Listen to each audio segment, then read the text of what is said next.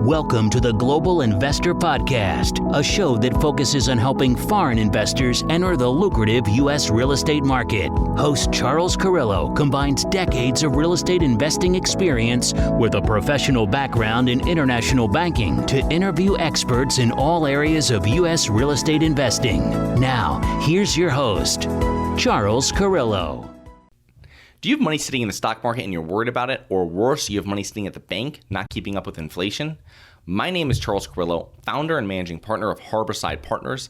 And since 2006, I've been investing my money and my family's money into income-producing properties. These are real assets, real properties with real addresses that produce real cash flow. At Harborside Partners, we provide passive investors who love real estate with a turnkey investing solution. If you want to put your money to work in real estate but can't find deals, don't have the time to get funding, and the last thing that productive people want to do is manage real estate.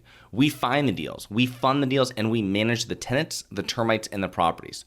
Partner with us at investwithharborside.com. That's investwithharborside.com. Go to investwithharborside.com. If you love real estate, you like the idea of passive income, and believe that income-producing properties will appreciate over time, go to investwithharborside.com. That's investwithharborside.com. Welcome to another episode of the Global Investors Podcast. I'm your host, Charles Carillo. Today we have Deepa Akula. She is a full-time real estate investor and multifamily syndicator based in Seattle, Washington, and is a general partner in 1,300 units and a limited partner in 1,700 units throughout Texas, Arizona, and Florida. She holds a master's degree in mechanical and aerospace engineering from the University of Missouri, Columbia. So thank you so much for being on the show. Such a pleasure. Thanks for having me, Charles. How did I do with the name? Was it fine? Yes, it was perfect. Yes. Okay, good. Thank you.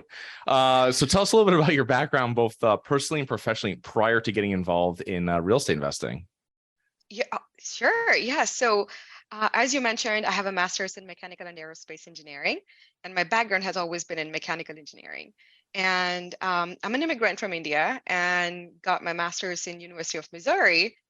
But unfortunately, I graduated during the Great Recession.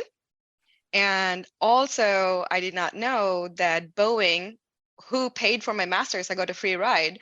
Boeing, who paid for my master's, whom I was doing all the research for, was not hiring foreign-born engineers who didn't have a green card after 9/11. And wow. I found that out a little too late. And I was researching different fuselage materials for Boeing on how to make them stronger and how to get the heat affected zone smaller. And everybody that worked with me and for me, all the bachelor's students that worked, that did research under me, they all got hired. I was the only one who didn't get hired. So I was like, okay, what do I do? My only options are to find something else and pack up and leave the country because I was an immigrant. And fortunately, at that time, the only job I at least got a job offer, was in civil engineering. So I was like, okay, you know what? Everything I've done so far in my life, research-wise, was designing things that fly and move. Now I'm in civil engineering, and we don't want our structures to move. And I worked in civil engineering for years and got my professional engineering license. When I was practicing engineer, I was licensed to practice civil structural engineering in 9 different states. And Wow. yeah, and from there, I kind of moved on little by little over to real estate. As I was earning my W-2, I was looking for options to lessen my tax burden, because me and my husband, we are living in Seattle, and we were getting close to 6 digits on paying taxes. Wow. So we're like, okay, you know what? There has to be a way to reduce the tax burden. That's just way too much leaving. It's all about how much you keep and not about how much you make. So we were making this money and not keeping all of it or most of it. Well, we were keeping most of it, but a big chunk was going to towards tax liability. And in my research and in my quest for tax havens, and I got into real estate. I learned about syndications and started slowly investing as a limited partner. And step by step, I became a general partner, and that's what I do now full time. Awesome. And one thing there is that when you're talking about your tax burden, Washington State doesn't have State an income tax. tax. So Yes. it is all federal that you're talking about. That's how Yes. crazy that was. But that's Yes. awesome. So taxes were what brought you to real estate investing, and what brought you to kind of let's talk about, like, you got involved, I imagine, passively first. Is that correct? Is that how you started investing into Yes. real estate? Yes, I did. So I'm a big avid reader. I'm Mhm. reading books. If I'm doing anything, my chores or whatever, I'm always listening to a book or podcast. And I got introduced to the idea of the 4 Hour Work Week by Tim Ah, Ferriss, and yes, that great book. really intrigued me. Yes, it's an amazing book, and I was like, oh, there's another way to live, not just 8 to 5 or 9 to 5. And that kind of, put a seed in my head to look for alternatives. And that kind of got me to real estate syndications. As I was reading through, I got to syndications. And I didn't know back then, you know, all of these were 506B deals. So you need to know somebody to invest with. Mhm. And I did not know anyone that I could invest with. I knew that this thing existed, but it was just out there. Mhm. And I kind of put a couple of feelers out, and one of my friends said, hey, I know this person who's doing it. I don't know how good he or she is, but just I'm not vouching for them, Yeah. but you do your due diligence, but I'll make an intro. And she introduced me to this person, and we are partners now. We work together, Awesome. and I started investing as a limited partner. And as deals went full cycle, but even before I invested as a limited partner, I knew how to underwrite a deal. It's my Mhm. engineering side. I'm good with numbers, and I like numbers. I like being in spreadsheets. And I knew how to underwrite a deal. And I don't recommend that everybody know how to underwrite a deal before you start to invest, because you lose a lot of time. Yeah. I had analysis paralysis. I was on the sidelines for 3 years, and it was a bull market. I wish I started investing, but yeah, I started as an LP and invested in a few more deals. And all our friends are engineers. My husband's an engineer. So just by the virtue of us both being engineers, most of our network are all engineers. Mm. And they started asking, "Hey, how can we invest?" And I was like, oh, mate, I'll just see if I can get you in the deal. But, they couldn't get into the deal unless I was a general partner. And by that time, I was already on asset management calls and, writing investor reports, or at least helping write investor reports. So the GP was like, why can't we just make it official? Be on a co-GP position. You could raise capital, be on the asset management calls, and write the investor reports. So Mm. that's kind of how I got started. Interesting. So that's great. So you were able to really transition from an LP to a GP with the same sponsor. I've never heard that before. Usually it's like most people start with an LP and then they'll move into a GP role, maybe on their own, find their own partners. But you Right. literally, what was, other than raising money, how have your roles kind of changed? I imagine you're much more on the underwriting side for your group now. Is that correct? That's what you focus on? Actually, no. Okay. No, as much as I love underwriting. So I do underwrite, but that's just for myself to see if I want Mhm. to work on a particular deal or not. But going back to, you have an interesting point. Going back to, like you said, you've never heard people transition into a GP deal with the same group, into a GP in the same group. Both I invested with two different groups as an LP after doing due diligence on them. And I'm a GP with those two groups right now. So it's in both of them. And what I do is I'm on the due diligence team. I go out because I'm a structural engineer. That helps Mhm. to just look at the structure and different things. I'm a civil engineer. My civil engineer background helps out to be on site. I'm on the due diligence team. I raise capital, and I'm on investor relations side. And I love talking to people and explaining. And I'm on asset management calls, and I write the investor updates, the monthly investor updates. So when you were doing the transition from passive investor to active real estate investor, what were some of the lessons, I guess, you learned during, from passive investing that you brought along with you into becoming an active investor, maybe becoming a better active investor because you knew those lessons? Oh, yes. Thank you for that question. So because I was investing my own money as an LP, and I knew I was a pain in my neck. You could ask my GPs. I'd ask so many questions, and they would ask, "Hey," I was like, "Hey, in this PPM over here, you call this thing, and in page number 46, you call it something else." And they're like, "Did you really read the PPM, the whole thing?" I was like, "Yes, 3 times. Do people really not do that?" They were like, "No." So I just, just by my background in engineering and being diligent about reading documents, I just would dig deep and learn everything before signing a document. And that came in really handy when I was raising capital for my own deals. Yeah. I had all these questions that I would ask.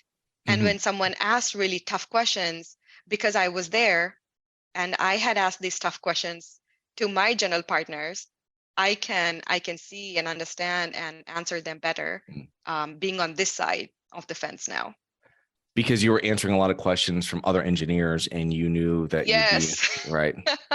I have to say, I have read PPMs before. I've never read one 3 times. So you got me beat there, but I've read it. And I've realized with a lot of different, depending on their law firm, you'll see a lot of, it's like boilerplate for like 20 pages. And then you'll see something Yes. that's like where they Right. actually change something or like where the Right. numbers are. And then that's where I'll like really focus in when I'm doing it now. But it's, because that's where they're talking about the splits and the spreads and waterfalls and all Right. this kind of stuff that they're trying to do.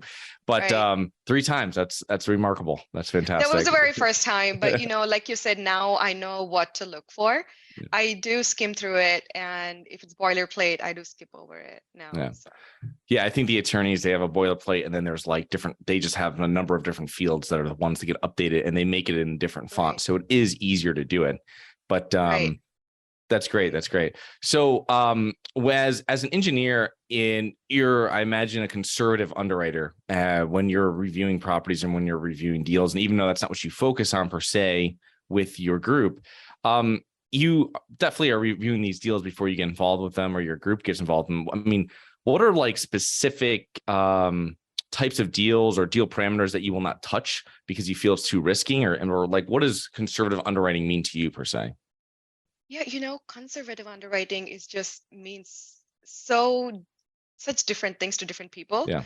And so the very first thing I would look at, just for the property, for the deal, after making sure that the market and the jobs and population growth, just the macroeconomics of the market, once that is in place, that checks the bar. The first thing I would look for in the property is how many units. Because there's certain number of units where we start to see economies of scale actually kick in, where the property can spit out enough cash flow to have its own crew, have its own on-site staff, a leasing officer, a community manager, and maintenance technicians. Some people say it's around 70 to 80. I would want a safety factor of 2. So I would really not work on any properties less than 150 units. I've been fortunate to just start big in the very beginning. A lot of people start small and then, just graduate to bigger deals. I've just started big, been lucky in that sense. And the debt service coverage ratio is a big thing for me. Lenders lend at anywhere between, I would say 1.2 to 1.25 debt service coverage ratio. Even though Can you explain that a little bit to somebody that's listening? Yes, so it is also a safety factor. A debt service coverage ratio is how well you could cover your mortgage, your senior debt, from the income that you're generating from the property. So if your mortgage is, let's say, $100,000 a month, which is really high, but for ease of numbers, your property has to generate at least 125,000. Okay. For the debt coverage ratio to be 1.25. So the lender just wants a safety factor, a cushion, so that you're not generating 100,000 and all of it needs to go to to covering your mortgage. How do you run the property? So that cushion, I would like for it to be a little bit bigger. So yeah, if the number of units where we make sure that the economies of scale is there, and then the debt service coverage ratio, and make sure we implement the business plan so that the NOI keeps on increasing. Then the net operating income it's on the up and up. How is your we've over over the past year, I guess over this last several months, but by the time this goes live, it'll be over the last almost year that interest rates have been going up. I mean, how has your team been able to find deals that still pencil and then be able to protect with rising interest rates? Are you guys are you bridge, you do a lot of bridge financing with rate caps, or are you strictly doing fixed rate debt? So there has been a transition in the past few months, I have to say, at least 6 months. Fortunately, all the properties that we bought last year or in 2021 and early part of this year were all bridge loans with a rate cap. And we're thinking, do we need a rate cap? But the Fed was talking about raising the interest rate. So we're like, okay, to be conservative, we need a rate cap. And that had been the play. But now we're transitioning. The last property that I worked on was a Freddie loan, was an agency loan with a fixed interest rate. So there has been a transition. If we can get agency loan, we will. Okay. It's super scary with bridge loans and floating interest rates right now. Yeah, it's we're seeing some properties. I was just talking to one of my partners earlier this week, and we're seeing properties that we passed on 6 to 9 months ago that are coming back around. And we're also seeing properties that we looked at like a year ago that are going into receivership because people, I mean, we're 3.5% or 4% higher than what they signed on. And that can, especially when you're a very tight market and you're buying stuff, I mean, you can't service the debt. And that becomes something that we've seen. So it is a real thing. I mean, and it's just, if we get into more of a recession, you might have lending that tightens up more or might freezes, you know what I mean? So it's a difficult spot to be in, especially if you have a good asset. That's the problem. If you got, usually these are good assets that are cash flowing with people that want to rent there. But if your financing is not, succinct, I guess you would say, you're going to be in some trouble. Right.